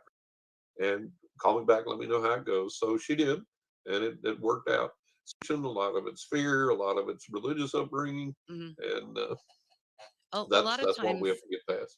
with that, people they associate, like you said, with um being a demon, but it's not. It's a lot. Most of the time, it's more negative energy Yeah, and chaotic energy. So they misinterpret that. exactly, Yeah. exactly. Right, And right. That's always a good question we like to ask people. What is your interpretation of what a demon is? We have right, a whole series that we call the D word series, Yeah. yeah, and a podcast we do called the Dark Horse Paranormal Podcast, which is us too, and it's separate than Bigfoot and the Bunny. right. It's everywhere podcasts are available. There you go. So it was a little Plug it. little plug, but yeah, we like to ask people that because you hear all sorts of different answers and Yeah, what the dreaded D word might be. Right. exactly, exactly. And what I get tickled about, demonologists, I say, look, if demons are these incredibly powerful, deceitful beings, how do you know they're going to tell you the truth? Number one, you talk to them, you say, "Oh, I command you to. Who are you and do that?" If it's a demon and a liar, it's not going to tell you the truth. Number one. Number two, you as a lowly human being aren't going to have power over this thing. You may Nope. convince yourself you are, but you're not going to have power over this thing. And that's evidenced by, I can't tell you how many people that have called in priests, exorcists, psychics, whatever, to get rid of a spirit or to cleanse an area or close a portal. And 99.9% of the time that I know of, it makes it worse. Uh-huh. I have It seen doesn't, exactly that yeah, happen. it doesn't close it down, Yeah. doesn't get rid of it, makes it worse. So I tell Mhm. people, look, number one, find out why these things are there. Who are they? What are they? Why are they there? What's their message? And if they're going to hang around, they're going to hang around. Ain't much you're going to do about it. Make peace with it and learn to make peace with them and establish some kind of dialogue. So, Okay. Troy as Astro says the Hollywood Exorcist is fictional. Nobody wants to see the real Exorcist. So yeah, there might okay. be some truth to that. Yeah. Um, yeah, no, I agree. I totally agree with you. I know I went to an investigation where they had brought in some kind of exorcist prior. They left, everything got much, much worse. Like it Yeah. just pissed it off and like, Even Yeah. more. yeah. Well, Really chaotic. on you the know, other side, uh, when we cross over, we still have our will, our volition, our aims and goals and everything, just like we do here. Um, then we have these incredible entities, these incredible beings that have this incredible strength, this incredible power to affect things on the physical realm, to do things, to make manifestations. And they've got their own agendas, and some of those are not going to be human agendas. It's going to be, hey, I'm doing my thing, and we have to allow for that, and we have to respect that. I get put out with ghost hunters that curse at ghosts to try and get a reaction, then they scream That and run is like little girls when so they do. silly. yeah, It's we I don't horrible. It's like, I don't like the we don't taunting approve of that of either. yeah, it's like, have respect.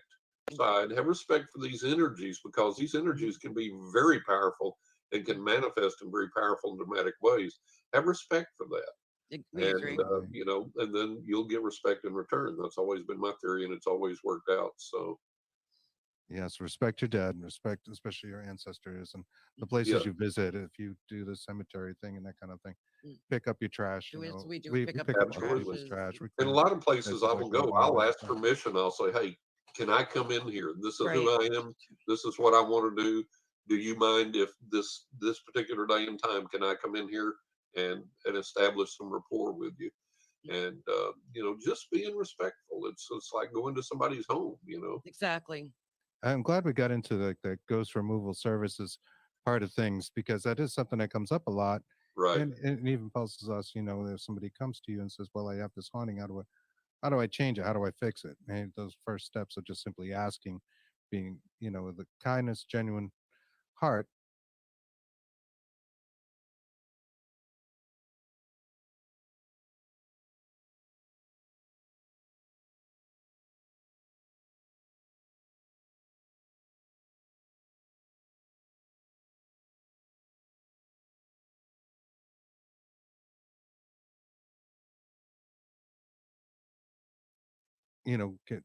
give them something positive to do or to Exactly. leave.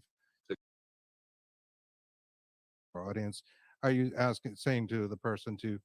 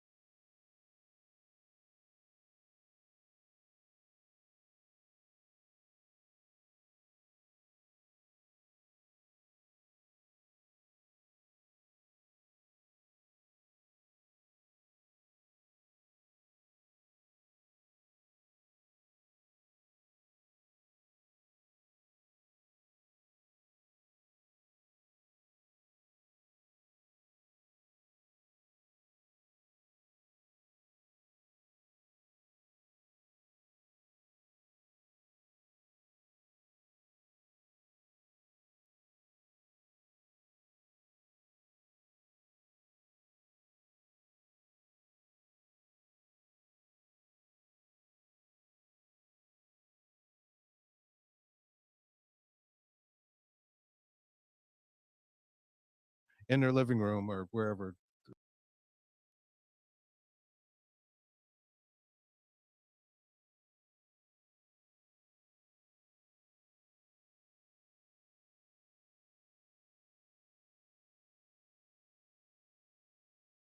And don't cause mischief in the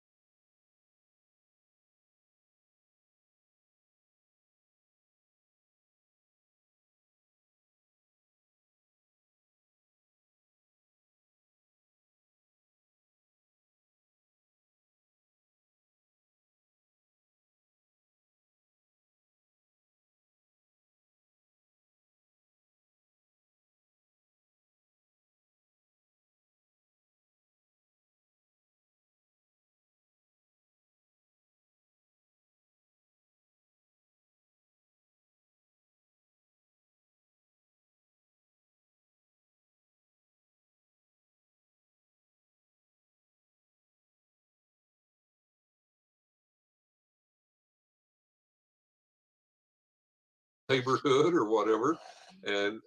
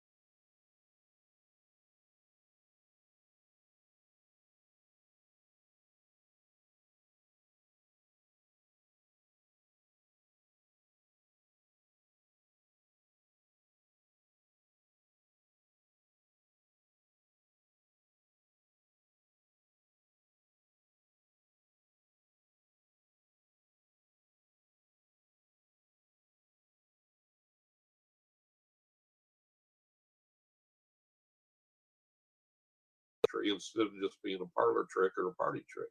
So that's the third book. Some more, and it's a lot of faith in this thing. So It sounds wonderful. Awesome. These Love books that. sound great, and I really am interested in this third one, so I'm going to Yeah, keep an eye out for I that as wrote it well. all down.